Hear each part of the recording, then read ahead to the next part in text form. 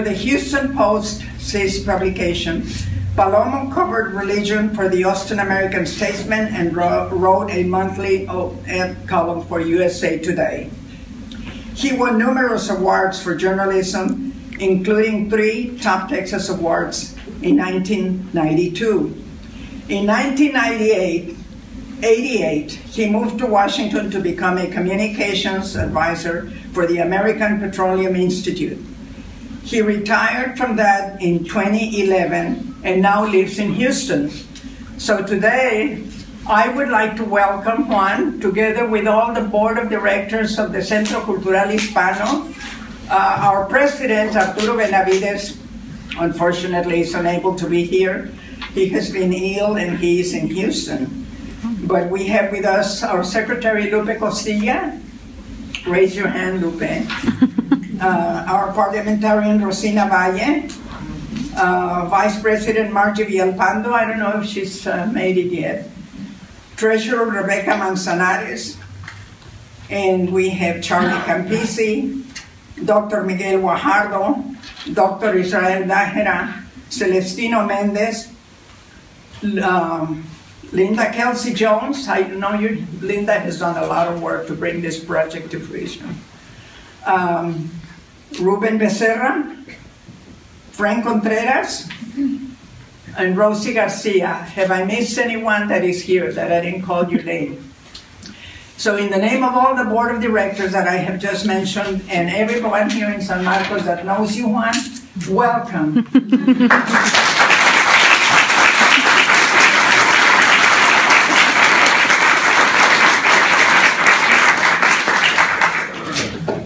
Thank you, Ophelia. It is an honor to be introduced by you. You inspired me early on by your courage and your determination for this community.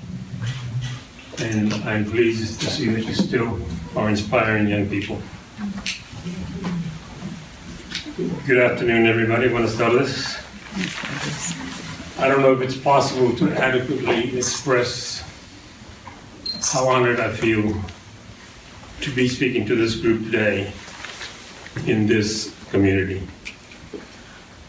You know, the first 2 times that I ever spoke before an audience were both here in San Marcos. And they were both memorable for different reasons. The first one, I was still a teacher at the high school, and I was asked to speak to a group of Catholic students at St. John's back when it was still up near the college. I don't really remember much about what I said, but I do remember that they served spaghetti at the dinner. And it's not for the reason that you think. I had been to the dentist that afternoon, and when I got to this dinner, my entire right side of my face was numb. Oh, yeah. And when they put that bowl full of spaghetti in front of me, my instincts told me not to touch it, but I did not want. Speak up. I guess I'll have. Can you hear me better?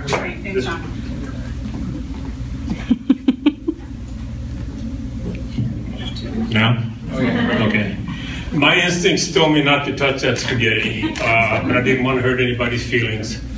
So I ate it, and then I got up to make my remarks. And I noticed that all the students were looking very intently at my face. And I thought I was just that good. It was not until I sat down and I kind of went like this that I picked up a strand of spaghetti on my face. The second time was back in 1970. Some of you remember when we organized what we call the Hays County Independent Party.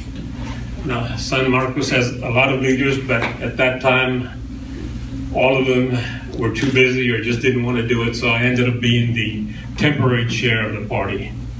And we called a big meeting to inform the public about what we were up to and to ask them to join us. And it was up to me as the chair to make some remarks and do the explaining. I took that role seriously and I prepared a lot.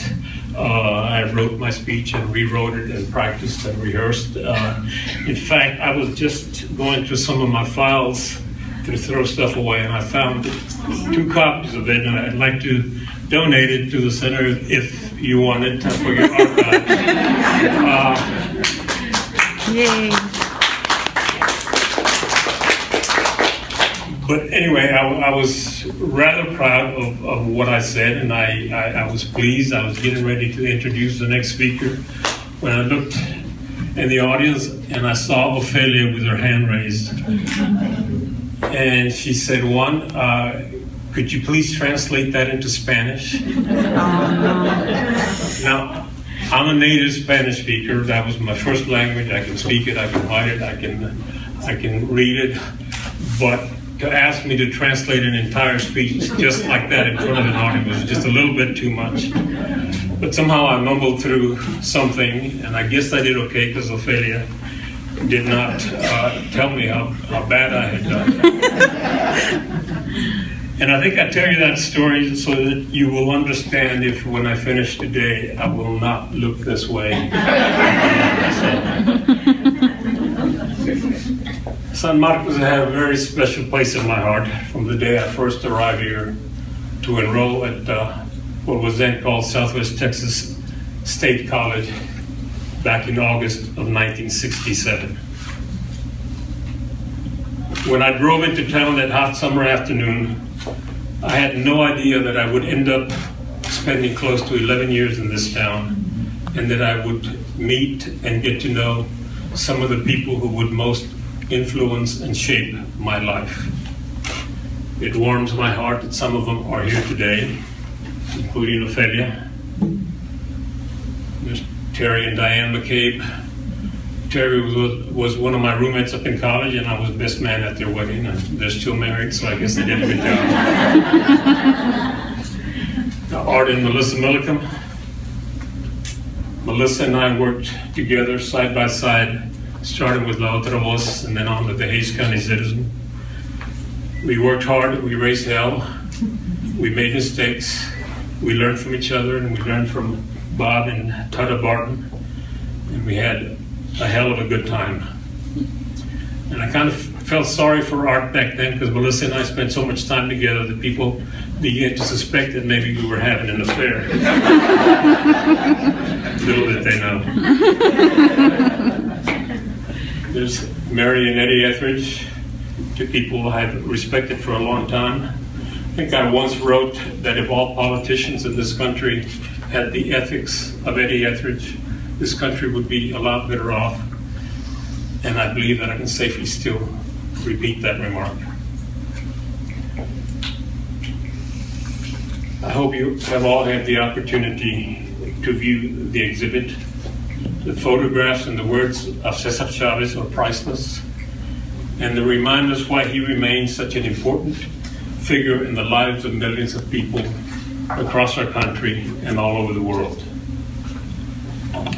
And this Centro, what a wonderful place it is.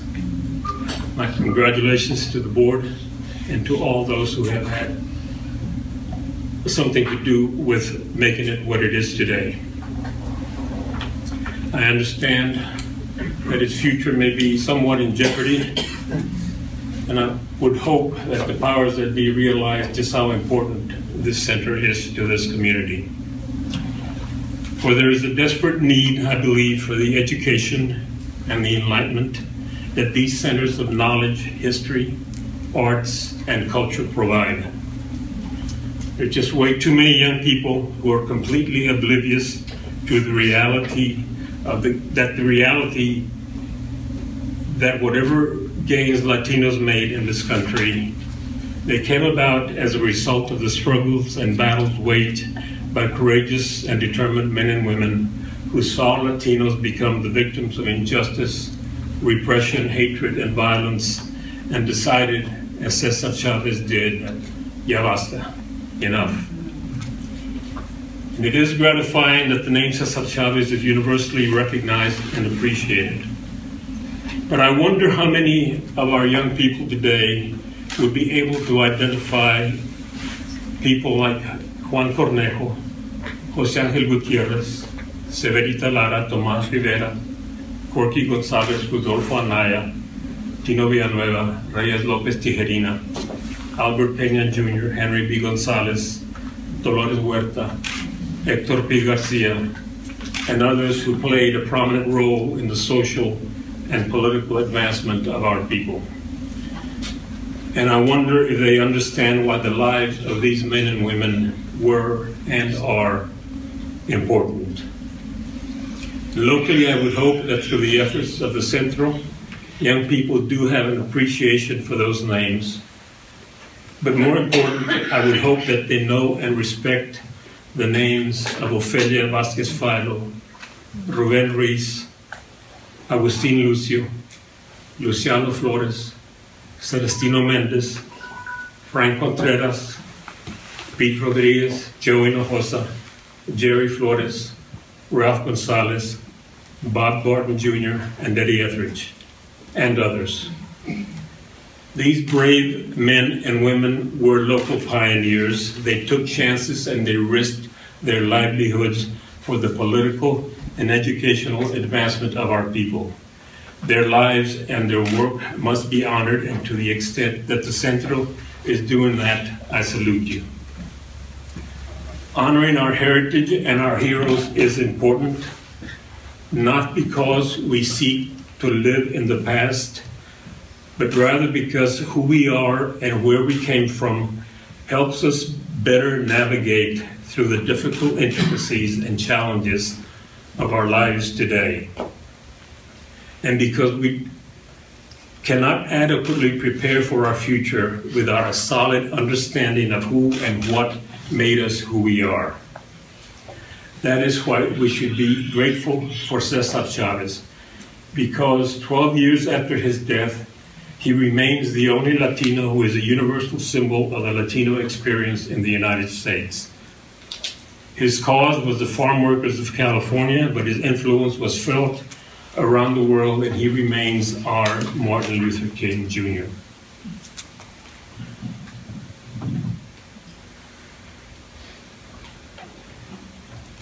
I hope that all of you had the opportunity to see the wonderful film César Chávez by the Mexican director, Diego Luna.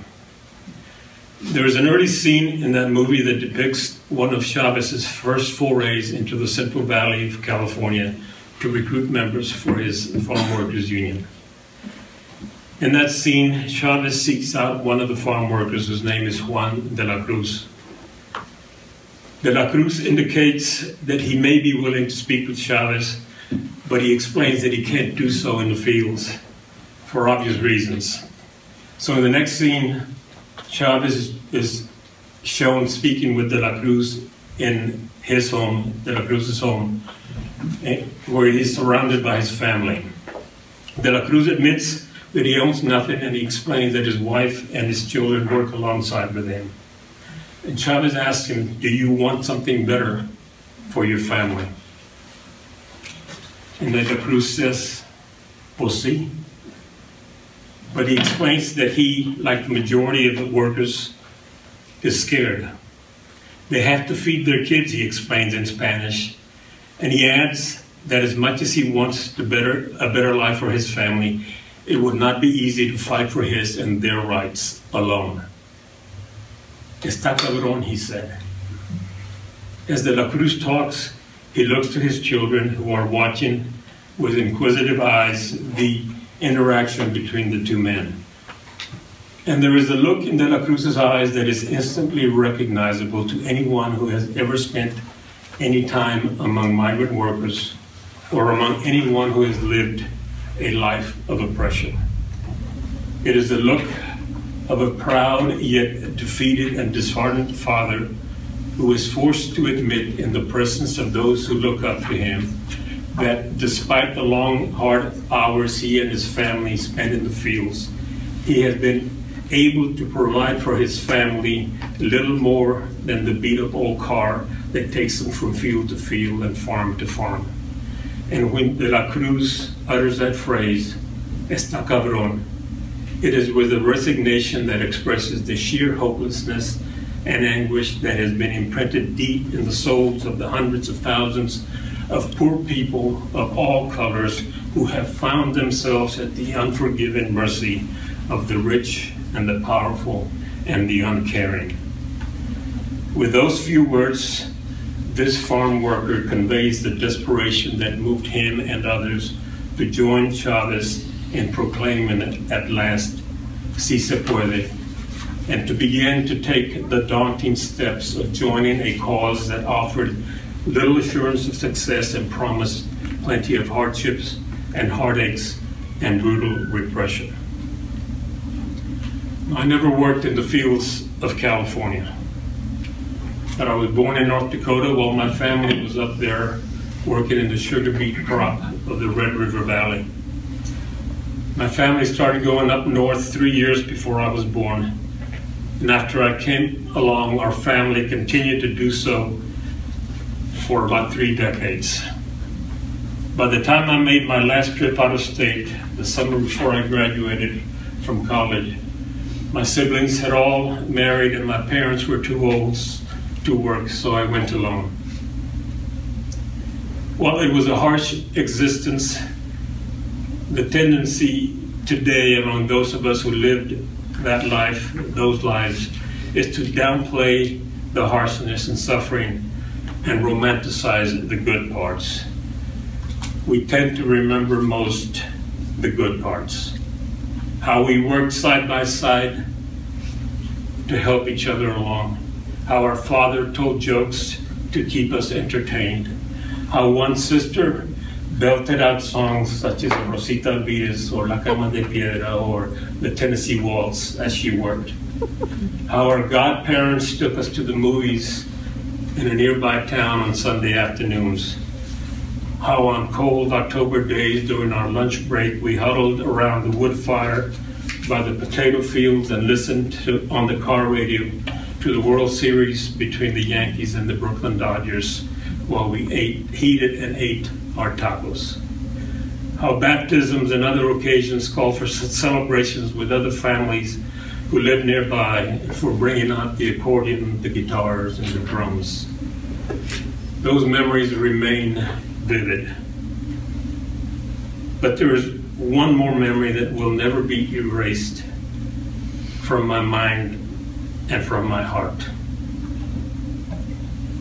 It is a scene in central Wisconsin where we went every July to pick cucumbers after we finished the sugar beet work in North Dakota.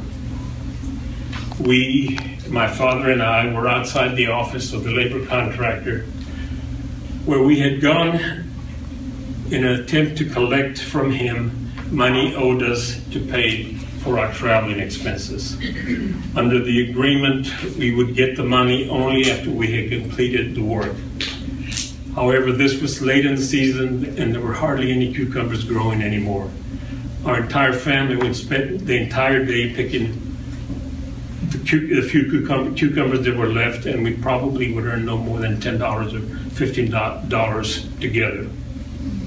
And meanwhile, the onion crop in Minnesota was ready to be picked, and the contractor there was pressuring us to show up. But the farmer whose field we were harvesting would not release us from our agreement. So my father, with me in tow, went into town to talk to the contractor. I was probably 11, 12 years old. In his limited English, my father tried desperately to make his case, but the contractor would not budge. And standing there beside him, I wanted desperately to say something. But in my heart, I knew that if I did, my father would see that as a betrayal. He, after all, was the head of the household. It was his duty, not mine, to speak up, to fight for what was rightfully ours. And I knew instinctively that he would find it utterly demeaning and disrespectful for me, his youngest child, to say a word in his defense. So I remained quiet, and we ended up not getting the money. And I'll never forget the look in my father's eyes as we drove back to the farm. It was the first time I had ever seen tears in his eyes. And it was the first time that I had seen sheer shame and humiliation and frustration on his face. I was too young then to make the connection, but many years later it occurred to me that maybe one of the reasons my father decided to give up on being the head of his family and take up drinking and womanizing and other bad habits was because of scenes such as that one repeated over and over again in his life. Here was a man, an adult male. His family and his neighbors and his friends saw him as such, as a man. He was expected to act like a man and provide for his family like a man. Yet the minute he stepped out of his neighborhood and moved into the white man's world, he was reduced to being a boy. Nothing more than a boy. Can you imagine what that does to a man's soul when he has to live like that, day after day after day? It takes a mighty strong person to put up with this day after day without having his spirit broken. And yes, I know that there were many Latino men who faced the same realities and never gave up. They always continued to provide for their families. These were strong, strong men, and they deserve to be applauded. But as we all know, not everyone can be strong, and we all have our weaknesses. I tell you the story not to make up excuses for the sins of my father, but rather I tell you the story because I believe it is important to be reminded every now and then about the great damage that can be caused by man's inhumanity to man, by man's lack of respect for the dignity of others, and that the damage is inflicted not just on the person directly suffering the abuse, but also on his family, on his community, and on society as a whole. Now it is easy, it is very easy for us to shake our head in disgust over how the nameless, faceless, powerful abuse the powerless. But I'd like to tell you another story. 17 years ago, I lived briefly in San Marcos before moving back to Washington. And one day I went to the HEB on Hopkins Street and I ran into a former student of mine. I will call him Esteban. He didn't recognize me at first, but after I introduced myself, we started talking and he asked what I had been doing, and I told him. And when I finished, he kind of looked down and he said, "Well, this is what I do. Not much. Not much." Those words broke my heart. And it wasn't because I felt sorry for him, but rather because it disturbed me that he believed that what he did to earn a living was not much. And it angered me that because we place so much emphasis on what we define as success, we send a message to people like Esteban that reinforces their sense that what they do, and therefore who they are, is nothing much. Now think about it. Do we really have to wonder why many among us today refuse to accept the responsibilities of adulthood? Do we have to wonder why they do not take pride in their work? Do we have to wonder why their attitude is less than exemplary? And do we have to wonder why so many are simply dropping out and turning to drugs and alcohol? Now, people who work at such jobs don't necessarily see serving other people as demeaning or degrading. All of us serve, after all, in one way or another, and there is nobility in all work. What is demeaning and degrading is the lack of respect that they get from the rest of us. And that brings me back to César Chávez. He claimed that what was at stake in the farm workers' struggle was not just better wages and better working conditions, but human dignity. If a man is not accorded respect, he said, he cannot respect himself.